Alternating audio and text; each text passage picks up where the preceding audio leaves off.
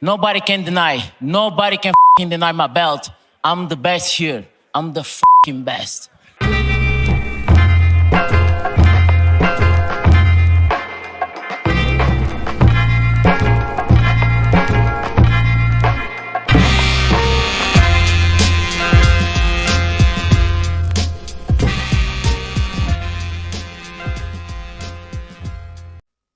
Thank you, Manel.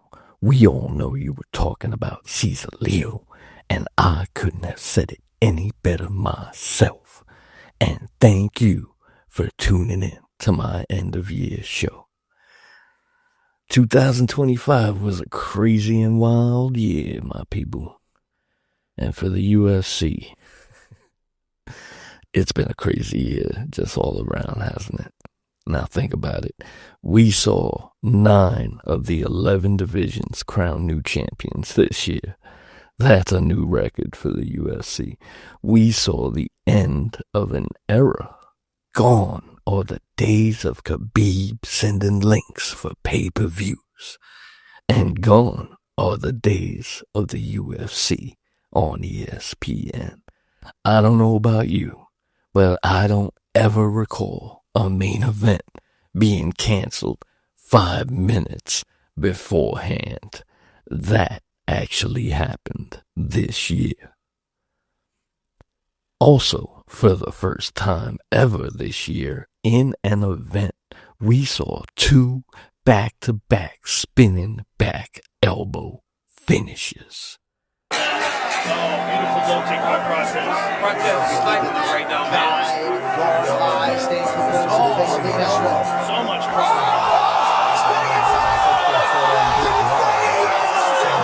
Only to be followed by 25 minutes of hug energy from Mr. Kill Everybody. Since this is the inaugural year-end video, and it is technically the last day of the year, what better time than to present the Czaleo Awards for 2025. Let's go.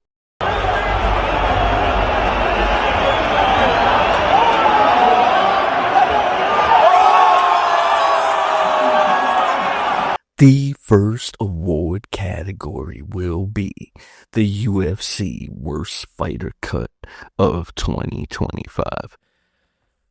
With all the recent news of Rinat Fakhretdinov being cut, it got me thinking. Coincidentally, there was another fighter this year that went 7-0 in the organization, and he was cut months ago. And his name was Martin Buday. You win the Worst UFC Fighter Cut Award for the year 2025. Make it make sense. Here's another guy who went 7-0 for the company, but he did it in the stacked heavyweight division. He fought with his fat. He dominated with his fat. He won Czaleo money, and then he gets cut. That's some bullshit of the highest order when you consider Tai Tuivasa hasn't won a fight since 2022. Fatty Vasa drinks from his smelly shoes and the crowd goes wild. Nasty UFC fans have kept this smelly shoe drinking fatty employed, and he's a Boldanovsky affiliate. By default, I don't like you. Hold that. The second award is gonna be the UFC Babality of the year, and a serious argument could be given for Cyril Gane to win, delivering that heavyweight Babality on time. And it should also go along with Tommy's Bad Acting Award. That bully Tom posted he'll be back to smash Cyril's face in, and then he deleted his post. The Wambulance Award should be given to Tom as well. But accepting the Babality of the Year for 2025, it's for his work done on Joshua Van just over a week ago. It's gotta be the star boy, Manel Cop. Now, baby, hey, listen very well. I'm here, your daddy. Your dad is gonna take your diapers alive on a new deal, Paramount deal. I'm gonna take your diapers alive. Starboy is coming for those diapers alive. If these two meet next year, it's Manel by second round diaper change. You heard it here first. Hold that. The next award category is the UFC Female Fighter of the Year. Now, I know a lot of people would probably pick Valentina or maybe Kayla Harrison, but no, the UFC Female Fighter of the Year is Thug Rose Namajunas. And let me tell you why. I was chilling on YouTube. It was a Sunday, and I saw Rose go on live. And you know, her live streams are cool. She usually plays the piano, she talks to her fans, and then she has a prayer session. So I hopped on, and I said, "What's up, Rose?" And she responded. And then these two idiots started arguing over some dumbass political shit. And then I mentioned that she should go on more nature walks in her videos. And Rose gets 2 more awards because she actually takes the dogs and Pat Barry for a walk just a few weeks later. I'm still convinced, Rose, that Pat messed up the laptop. Rose has a big fight coming up at UFC 324, but we'll get into that later. So yeah, Rose said hi and listened to Czaleo. She wins Fighter of the Year. It's fair. The next Czaleo award is the UFC Knockout of the Year. Now look, this year could have been labeled the year of the spinning back elbow. Of course, you had Protez and Murphy pulling off the never seen before, Diego taking out Gene Silva, and so many others when you take the time to remember the spinning elbows this year. Thinking about knockouts, how about my boy Carlos sleeping Edwards, leaving Leon with dreams of better days against Kamaru? Those are all too easy. The Czaleo Knockout of the Year goes to my girl, Jillian the Savage Robertson, with her knockout of Marina Rodriguez. As some of you may recall, that was my bet, and my prediction was round 2, and that's exactly what happened. Hold that. A nice win for Czaleo, and therefore the Savage wins Knockout of the Year. I felt bad that Jillian was left hanging without a fight on the final card just a few weeks ago. Amanda Lemos didn't want the smoke. Up next, it's the UFC Submission of the Year. Look, I can think of some great ones right off the top of my head. You had Charles taking care of business against Gamrot to top off an amazing night in Rio. You had Islam setting up and slapping the doss on Moicano. How about Johnny's brother Walter Walker pulling off 4 heel hooks in a row? Another UFC first. All of those were good, but none compare to the squeeze of Sam Page, Sam Hughes. She squeezed the submission out of Duck Lips and won my bet in France back in September. Sam Page with the sub of the year. That's how you do it. Next up, it's the UFC Personality of the Year. This one is easy. There's only one breathing fresh air back into the world of sports entertainment, and the winner isn't Laura Skanko wearing a rat hat. It's not Pancakes. It's definitely not the Walking Jinx. Oh, look! Trash! No, it's not Joe Rogan wearing a fanny pack because his jeans are too tight. It's the sharpest dresser in the biz. It's the one and only Schmo. And I have to mention the only channel to give Czaleo a badge this year. I don't understand this YouTube badge system. How can this be? Other channels have given Czaleo heart emojis. Regardless, it's a landslide win for the schmo. We're out. Okay, we're getting to the good stuff now. It's time for the UFC douche of the year. This one is going to be tough, and it's going to be close, and I'm gonna have to narrow it down. Cameron Smotherman, you made the list. You lost hundreds for Czaleo this year. Boldanovsky makes the list by default. Diego, you're going on the list for more than one reason. What's a douche list without proper douche himself, Mike Malott? Tommy, you're not fooling anyone. And last but definitely not least, the living cringe himself, Ian Gary. Wow, now that is a lineup of douche. Okay, Cameron, you can go.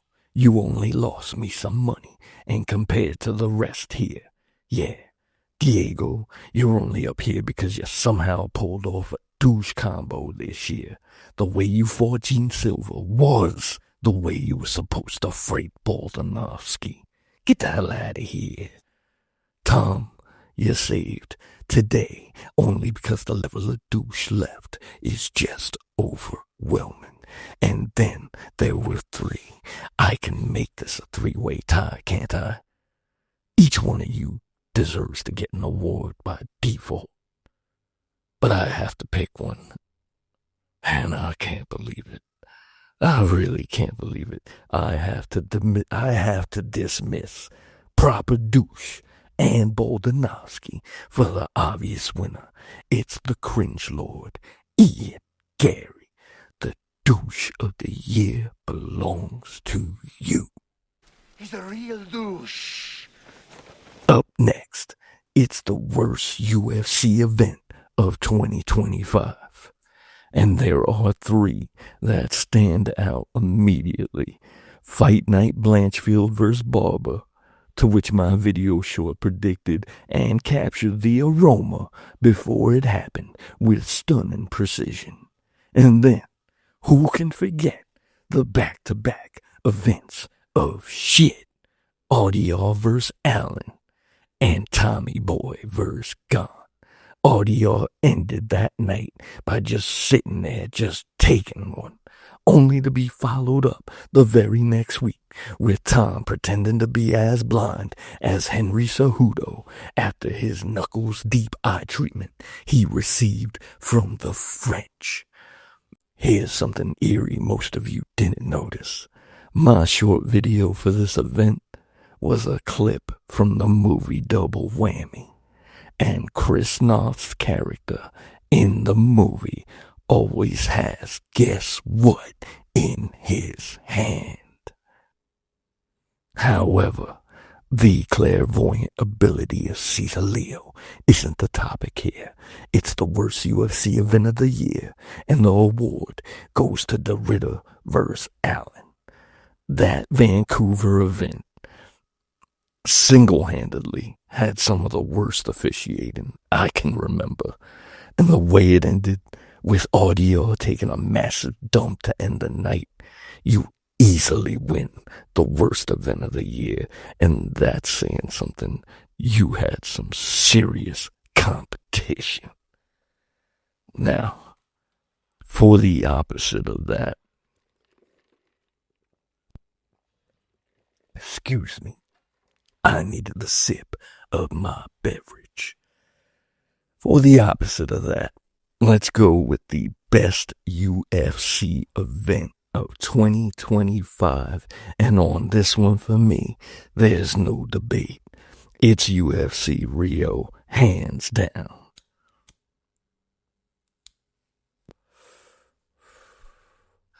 I mean, have any of you ever had an event where almost every bet you placed was a winner?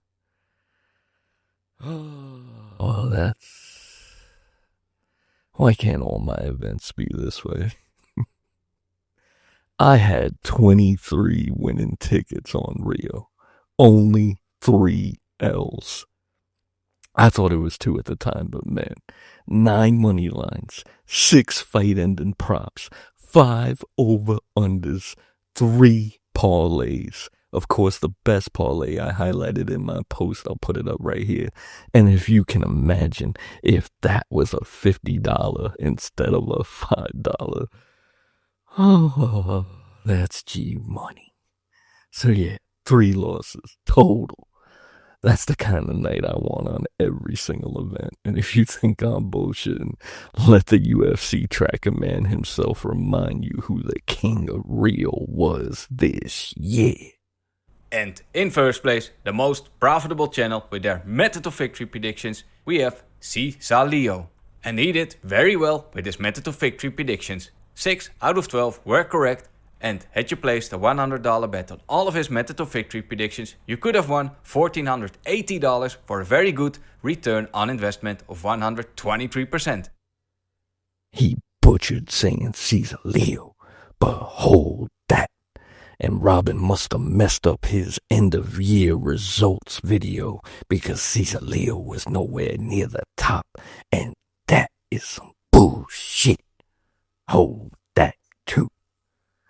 Next up, it's the UFC Male Fighter of the Year.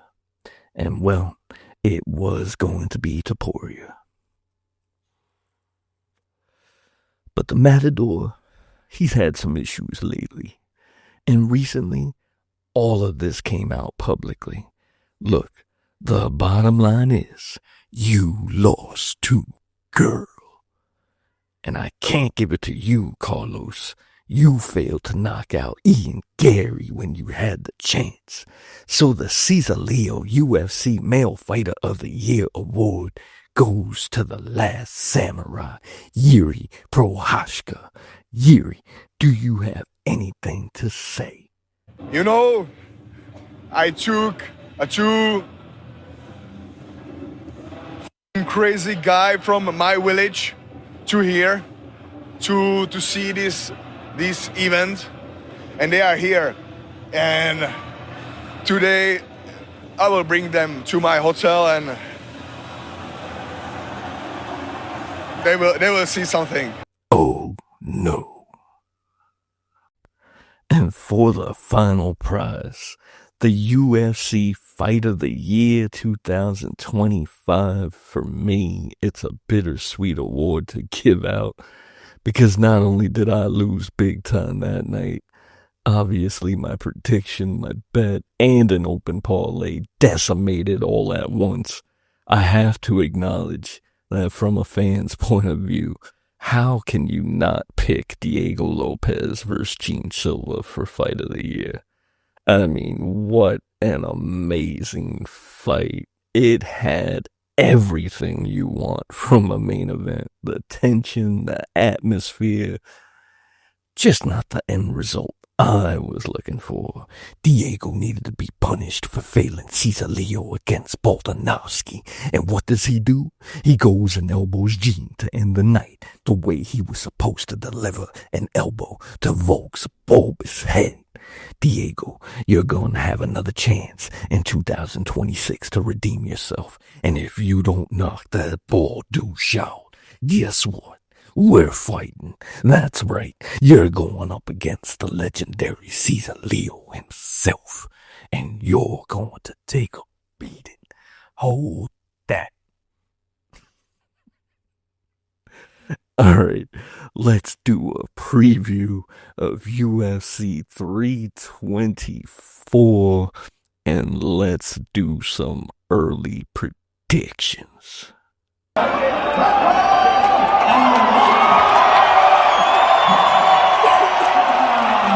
Alright, let's do this one last time. UFC 324 Gaethje vs. Pimblett, taking place January 24th at the T-Mobile Arena in Las Vegas, Nevada. Currently, we have 14 bouts scheduled. And I'm sure you've heard it 100 times already. This card is stacked. It's stacked. And it should be, because we're gonna have to wait 3 weeks and change just to see it. The highlight taking on the sausage in the main event, and in the co-main, it's gonna be Kayla Harrison taking on the lioness Amanda Nunes, making her return. Wow. I'm gonna give you my early predictions on UFC 324. Let's do it. The first match is gonna be Ty Miller taking on Adam Fugit. I gotta be honest, I don't know much about Thriller Ty Miller, but I do like the nickname. 6-0. Age advantage. You know, I'm really not gonna think too long on these. I'm just gonna go with my gut. Let's do this. I'm gonna say it's this guy I don't know. It's Thriller Ty Miller. Let's move on. And oh my God, it is Cameron Smotherman taking on Ricky Tercios. God, you know what I'm thinking already. If I don't pick Smotherman and he loses, you know what I mean? Either way, I'm gonna be pissed. I pick Ricky and then Smotherman wins. I'm gonna be extra. You know what I mean? I don't know which one is worse. I gotta figure Cameron Smotherman wants this victory more than Ricky Tercio, so I'm just going with Cameron Smotherman. I'm not picking a method or a round. I don't think I did in the first bout. So let's just move on to the third match on the night. It's gonna be Michael Johnson taking on Alexander Hernandez. Both guys have been exceptional lately, as you can see. A 3 and a 4 run win streak for both guys. Alex with the age advantage, but the way Michael was looking last time, it didn't seem like age was really gonna be a factor.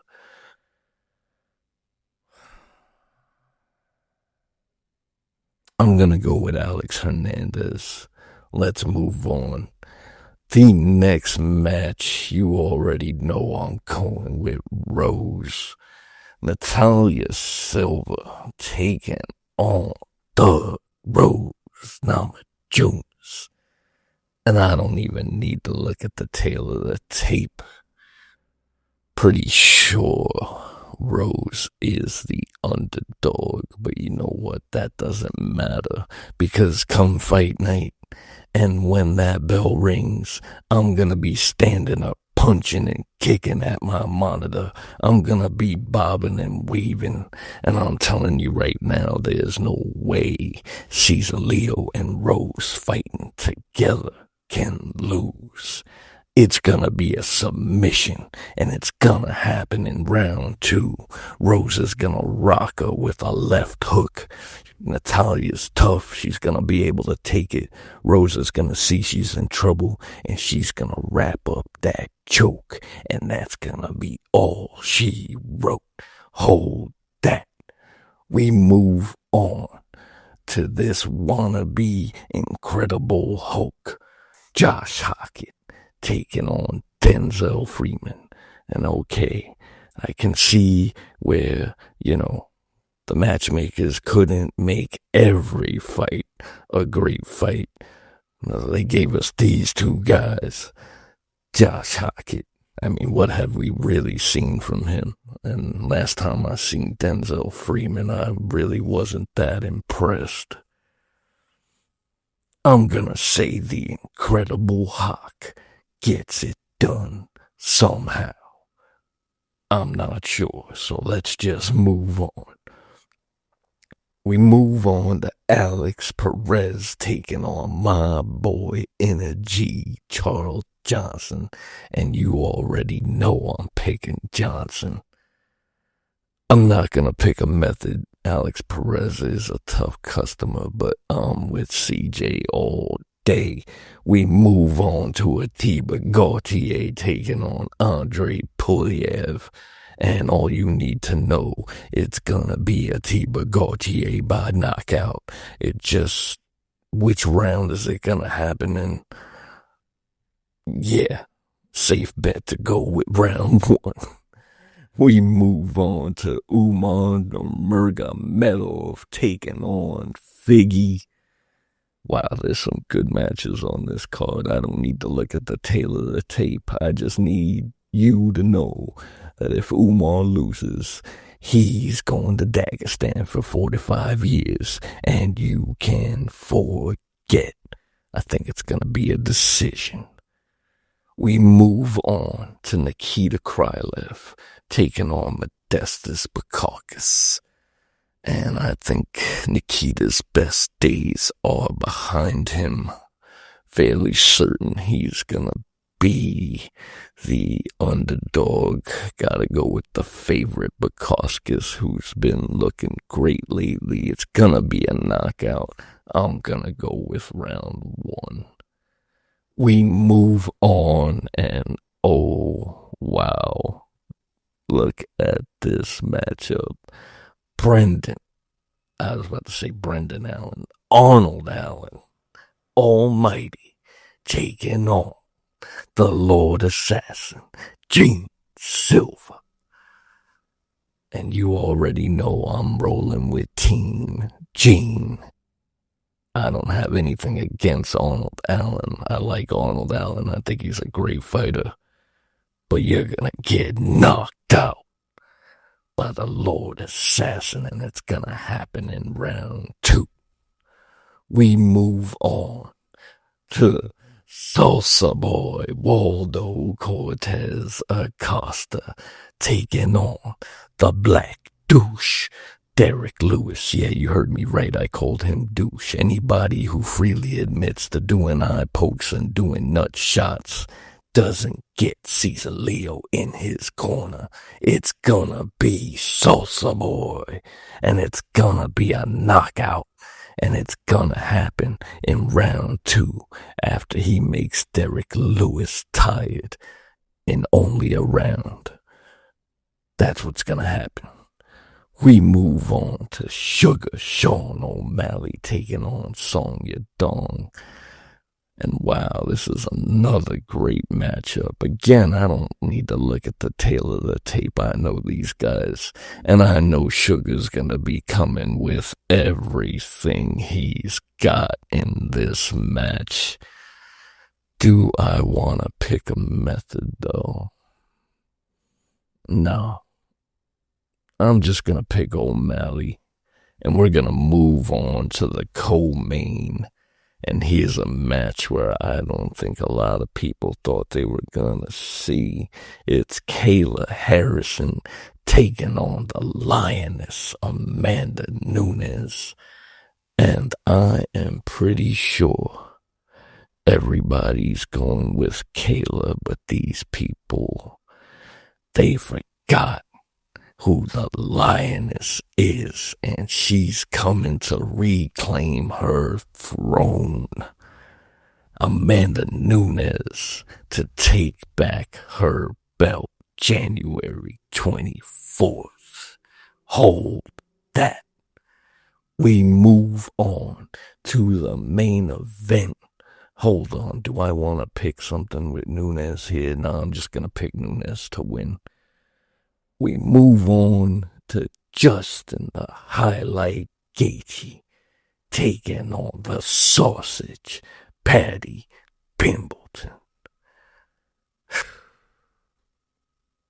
Here's a situation. You know I want Gaethje to win. God, I wish Gaethje would.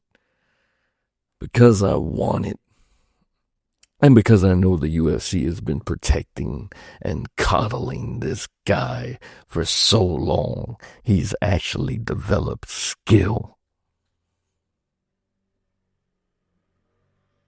I do feel that Paddy Pimblton will become the next UFC interim lightweight champion. And I think he gets it done by submission. And I'm going to say it happens in round 3. And those are my UFC 324 predictions. Alright, everybody. I was your host, Czaleo, for the last time this year. I want to wish everyone a happy new year. I hope wherever you are, you enjoy the night responsibly. If you're drinking tonight, please remember to have a designated driver to get you home safe. And to everyone who tuned into my channel, and to everyone who was in my corner, whether it was win, lose, or draw, to all of you especially, I wish nothing but the best. Bless you all, and to all a good night. I'm gonna leave you with the fireworks. Happy New Year's, everyone.